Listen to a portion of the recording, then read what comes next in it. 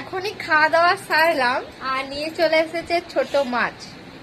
মানে এবার খাবার খেয়ে রেস্ট করবো না মাছ বাছবো বুঝতে পারছি না। এখন টাইমটা দেখুন কত হচ্ছে, এখন 12:30 বাজছে। 12:30টায় প্রায় আমাদের খাওয়া দাওয়া হয়ে যাচ্ছে। এই যে ছোট মাছ, এই মাছগুলো তো এখন আর করা যাবে না, এবার বেছে রেখে দিতে হবে। এর তো কালকে রান্না করবো রাত্রে।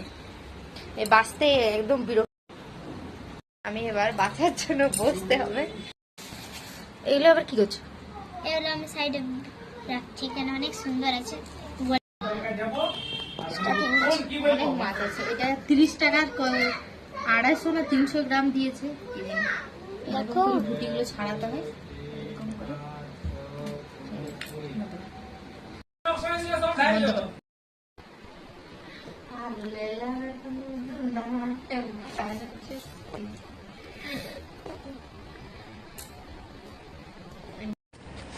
এবারে রেখে দেবো এটাকে।